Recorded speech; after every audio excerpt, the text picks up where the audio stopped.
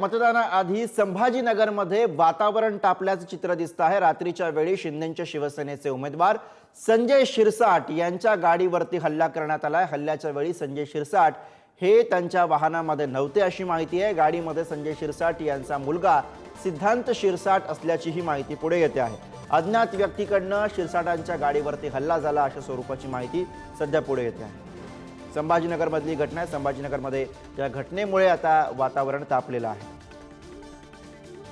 संजय शिरसाट यांच्या गाडीवरती हल्ला झाल्याची माहिती आहे। संजय शिरसाट ज्यावेळी हल्ला झाला तेव्हा या गाडीमध्ये उपस्थित नव्हते, तर त्यांचा मुलगा सिद्धांत शिरसाट या गाडीमध्ये उपस्थित होता अशा स्वरूपाची माहिती सध्या पुढे येते आहे।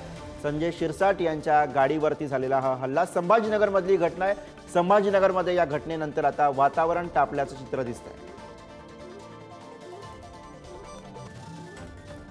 संभाजीनगरमधून ही घटना पुढे येते आहे। संभाजीनगरमध्ये मतदानाआधी वातावरण तापलेलं आहे। रात्रीच्या वेळी शिंदेच्या शिवसेनेचे उमेदवार संजय शिरसाट यांच्या गाडीवरती हल्ला करण्यात आला। ही दृश्य आपण बघतो आहोत। हल्ल्याच्या वेळी संजय शिरसाट हे गाडीमध्ये नव्हते अशी माहिती आहे। गाडीमध्ये संजय शिरसाट यांचा मुलगा सिद्धांत शिरसाट असल्याची माहिती पुढे येते आहे। अज्ञात व्यक्तींकडनं शिरसाट यांच्या गाडीवरती हल्ला झाला अशी प्राथमिक माहिती सध्या हाती आहे।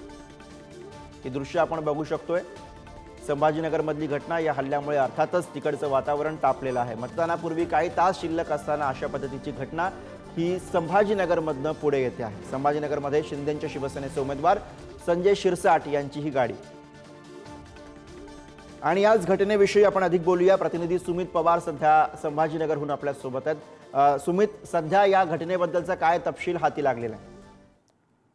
नक्कीच गुरु, काल पश्चिम मतदारसंघाचे उमेदवार संजय शिरसाट यांच्या मुलाच्या गाडीवर अचानकपणे दगडफेक काही अज्ञात इसमांनी केल्याची घटना घडली आहे। सुदैवाने घटना यात कोणी जखमी झालेले नाहीये गंभीर। गाडीचं फक्त यात थोडंफार गाडी थोडीफार यात डॅमेज झालेली आहे। या घटनेमुळे संजय शिरसाट यांनी तात्काळ त्या ठिकाणी जात